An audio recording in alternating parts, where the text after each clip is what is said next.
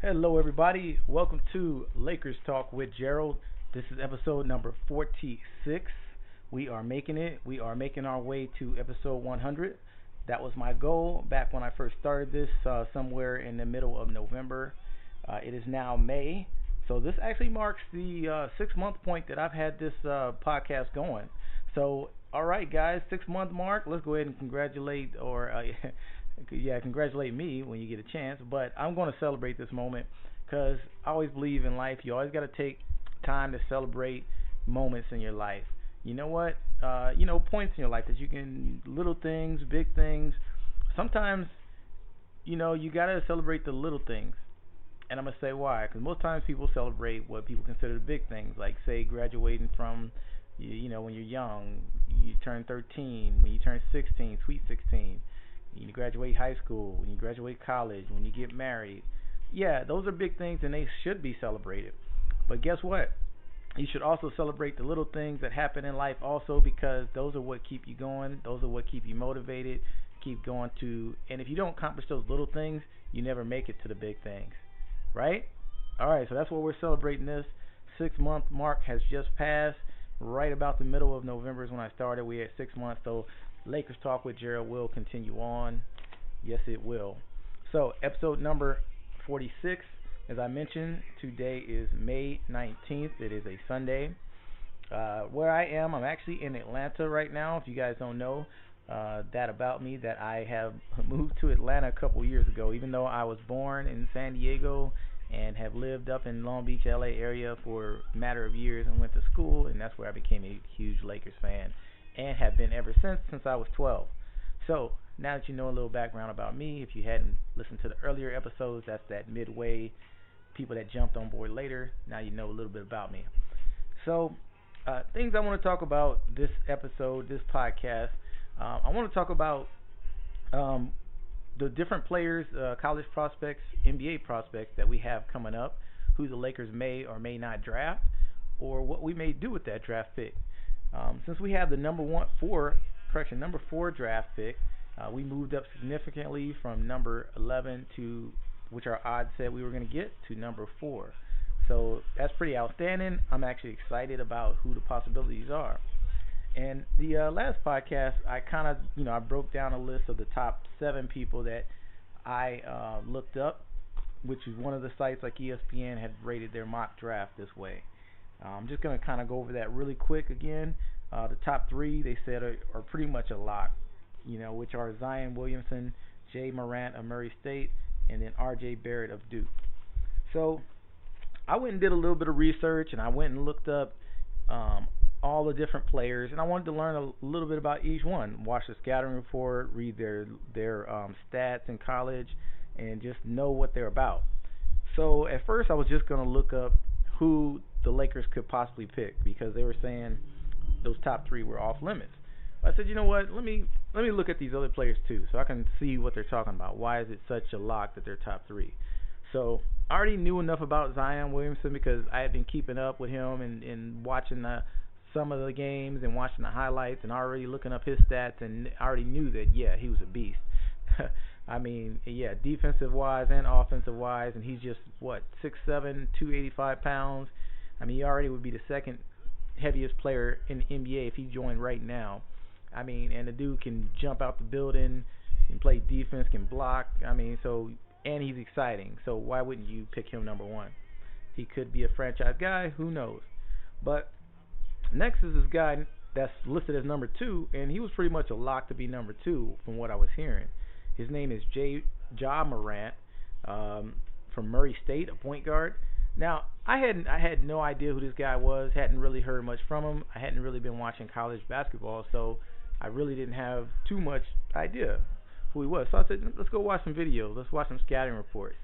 And as soon as I started watching these videos, I remember a couple dunks that he had. I saw on ESPN. I didn't know who the guy was, but I just remember some just springing up and just dunking on people, cocking it way back and dunking.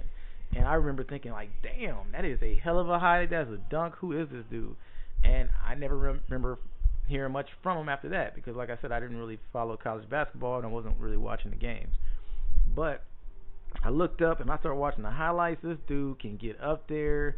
He can look like he can dribble. He can score and cut and get to the basketball. And then whenever he gets the opportunity, he just rises up and jams on people. And he can shoot. He can pass. I mean, he looks like he reminds you of a Westbrook type. I mean, that kind of. He looks like he plays with passion. He looks like a guy that he can score and he's assists. I mean, he ended up averaging somewhere around 25 points a game, over 10 assists a game. I mean, so those are outstanding stats. I hear he shot free throws somewhere around 70 something to 80 something. I will get the exact number sometime later. But I mean, the guy is 7'3", correction, he is not 7'3", he is 6'3", 173 pounds or something to that matter. But the guy is just an exciting player. If we had the opportunity to get him, I would definitely jump on it and get him. Even though we don't necessarily need a point guard, so to say, but when you get a good player, when there's a great player available at a position, you don't look at what you have and what you don't have. You just get that player because you figure out what to do with that later. Even if you got a stockpile at point guard or power forward, whatever, you get the best player. Think about it. Think back when Michael Jordan was drafted. I don't know if you guys, these young guys, he was drafted number 3, right? In the year he was drafted. And you might say, what? Michael Jordan was drafted number 3?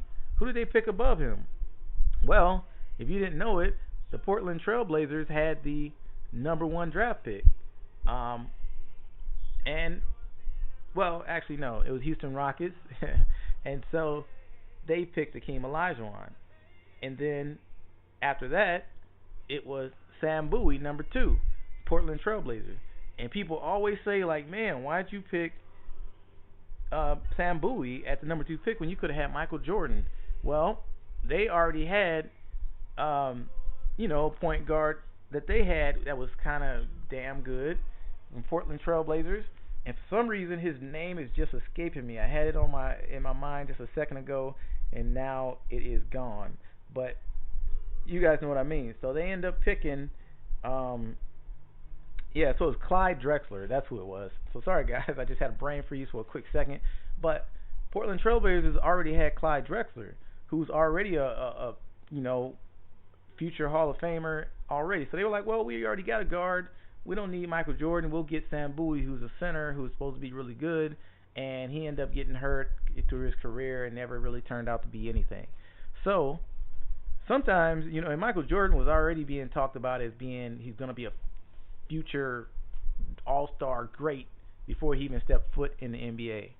So that's one of those cases where, hey, if they had picked the best player versus what they needed, they would have had Michael Jordan. And who knows how things would have turned out. So if Ja Morant was available at number 4 pick when the Lakers get it, I would jump all over that. However, highly unlikely he's going to be available. So next they had R.J. Barrett. R.J. Barrett of Duke.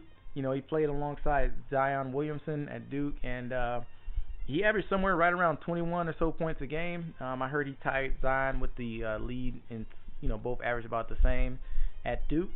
And R.J. Barrett, he was actually listed as the number 1 recruit that year from high school, and Zion was number 2, I believe, or somewhere around there. And Zion jumped him that year at Duke. So now, R.J. Barrett actually fell down to number 3. But the guy is a shooting guard. I believe he's somewhere around 6'7" also. Supposedly he already has an NBA body. He has a mindset to like aggressiveness, like he's the alpha mentality. And so that alone with his skill set, he can shoot, he can get to the basket pretty easily for what I hear. And so he's one of those guys. He's going to be surefire number 3. So, and that's actually where New York Knicks are going to pick at number 3. So he's probably going to be gone right there. After that, so that's when we get to where the Lakers have these different options. So we're at number 4. So last time I talked about Darius Garland of Vanderbilt. So he's actually he's 6'3", about 173 pounds, and he's supposedly have a really good handles, can dribble. He's a guy that they say that can get his shot off whenever he needs it and wants it. And I went looking at the highlights, and he's a right-handed shooter, and he's pretty smooth for the most part. You can see that he has handles. He can get to, he can kind of get in between players, pick and rolls, get in there and pick his pop. Kind of like one of those stop pop. He even got a little step back three when he needs it. And the only problem with him is that he did not play that many games. He got hurt after 4 games, I think 4 or 5 games. So that's a small sample size to go by in college. I think he had a meniscus, something in his knee that got hurt, didn't play the rest of the year. So his averages were somewhere around 16.5 points, just a few assists a game, and somewhere around 77 to 80% free throw shooting. So, I mean, I don't know. They have him projected to be number 4, so he must have been something special if he only played 4 or 5 games and he's already projected to be number 4 pick and didn't play but 5 games in college. So that probably says a lot about him. Once again, point guard, the Lakers probably aren't necessarily needing a point guard, but if he's the best player, I mean, I say probably get him then. I mean, I'm kind of torn because I did look at his highlights and I was kind of impressed, but 4 games, 5 games is not really a big sample size. So so we'll see. Next on that list was DeAndre Hunter of Virginia. Now, what I liked about him, he's listed as a power forward. He's 6'8", 222 pounds. He supposedly had very large reach when he arm span, and really good defender, and he can play he can guard many different positions for what I understand. Decent shooter, just one of those guys that I think he would be like a 3-and-D type guy, defensive guy. Can one of those guys that can switch positions all the way up the center, and that's pretty much how the NBA has been going these last several years. Up until Golden State, they're the ones that kind of made that a thing when they were playing that small ball. They got, Andre Iguodala, if I can say his name right, but Andre Iguodala, and the rest of their teams, Draymond Green, those guys, and they could just switch throughout. They would have those guys, small ball basketball, switch on every possession, things like that. So he would be a good, decent pick, but we do have a decent amount of those kind of guys already. We have our young guys. We have Brandon Ingram, and you got Kyle Kuzma. Both of them are right around 6'9", and then you got, we have a big guard in Lonzo Ball, and we got a few guys that are decent like that. So whether we need them, not quite sure. I'm gonna have to look up a little more on him just to see if I get sold on him. Not necessarily. I'm kind of in the middle with him. Kind of lukewarm, not hot, not cold. Then there's this guy, Jarrett Culver. He's a 6'5" shooting guard. He's listed right around 190 pounds. He's supposedly another one of those nice guys, decent guards that can play pretty well, can shoot somewhat. From Texas Tech. I'm still not really sold on him. I really got to look a little more on him, figure out what I think about him. Do I think he's good? I don't know. I'm at you guys. I need some feedback. I need feedback from you all out there. Let me know who you like out of those guys I just mentioned. Is it Darius Garland of Vanderbilt, 6'3" point guard?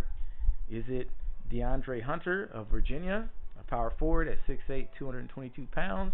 Or do you want to go with Jarrett Culver, Texas Tech, a shooting guard at 6'5"? And some of you might be listening right now like, well, you haven't even mentioned Cam Reddish. What about him? That's the guy I want. Well, okay, I'm going to talk about Cam Reddish. Cam Reddish, he underperformed this year, and so his stock actually went down.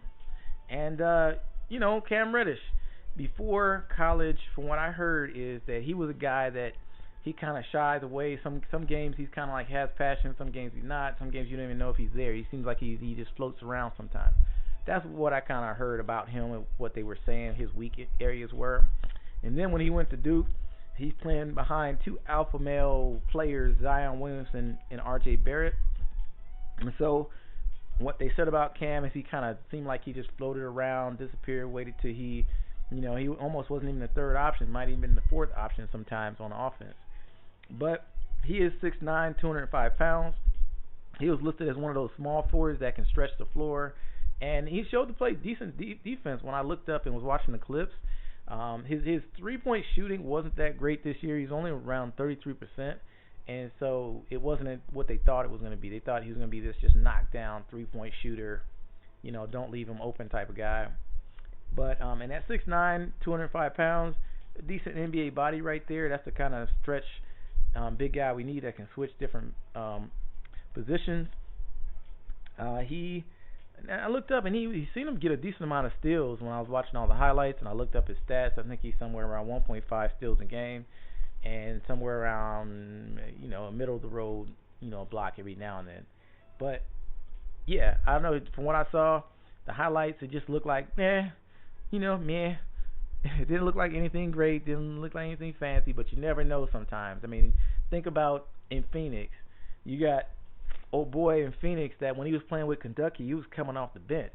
And now he's just lighting it up. I mean, think about that. So, sometimes you can just look and see if a guy has talent, even if he's not really tearing it up in college. Sometimes you're just going to have to, that's when the scouting reports and the coaching staff got to really do their due diligence and really had to go do that eye test and see for themselves, does this guy look like he's going to be something? And remember this, college basketball is way different than NBA basketball. The floor, they always say that the floor opens up. You got more spacing in NBA basketball. There's not as much spacing in college. And, if you're quick in college, if you're a quick guard or you're somebody that just, with that spacing might open up your game completely. Whereas in college, that game, that stifled in game might have, slowed you down or stifled your game. So, yeah, I don't know. So, what do you guys think of those draft people that I talked about just now? Getting a little distracted. I'm looking down. I'm trying to look up Phoenix's roster because I wanted to just figure out who exactly that was I was talking about. Phoenix Suns. Let's look it up together, guys. Phoenix Suns roster. Let's do this. All right, because this is on my mind. Yeah, Devin Booker. That's who I was talking about. Devin Booker, the point guard. Yeah, I mean, he's 6'6", and he didn't even start when he played on Kentucky. So who would have thought he'd have come in here and he'll be a future? He looks like a future All-Star already. He probably would have, if he was in the Eastern Conference, he would have made the All-Star game. It's just that he's playing in a stacked Western Conference, and we got so many All-Stars and Hall of Famers already on that side. So you really got to do astronomical numbers to really make the playoffs on this side. So, yeah, so guys like him. And let's see what he was drafted. All right, he was drafted. You guys, also a little known fact or a known fact about Devin Booker. He scored 70 points in a game. I believe he did that as a rookie. So, man, damn good. All right, enough about Devin Booker. But, guys, that was, this is the episode for today, number 46. That's going to kind of wrap it up, right now. But let's talk about really quick things to look forward to. We have the NBA draft coming up. That's going to be on June 22nd. Looking forward to see what happens with that, if we're going to keep our draft pick, if we're going to, trade it before that, or if we pick someone and then later trade it after that for someone like Anthony Davis or something, which I'll talk about that in the next episode. I'm not going to get into Anthony Davis this episode here, but I'm looking forward more so to seeing who we draft, and hopefully we keep our draft pick unless we can get somebody outstanding and a good deal for it, because I don't want to give up half the farm. But, yeah, I'm looking forward to draft pick, and then after that, free agency. That's really going to be what, makes our year. So free agency is going to really be exciting. Got so many great free agents out there. Free agency starts on July 1st, at midnight. So we will see. That's where the Kawhi Leonards of the world, Jimmy Butlers, Klay Thompson, Kyrie Irving, Kemba Walker. Man, so many guys out there, and that's just starting it off. There's still a lot of good B-rated good players out there that will be available also. So I'm looking forward to see what mix of all those guys we get. All right, everybody, thank you for joining me. Lakers Talk with Gerald, episode number 46. See me back here for episode number 47. Don't be late. Let's get it. And I'm officially out.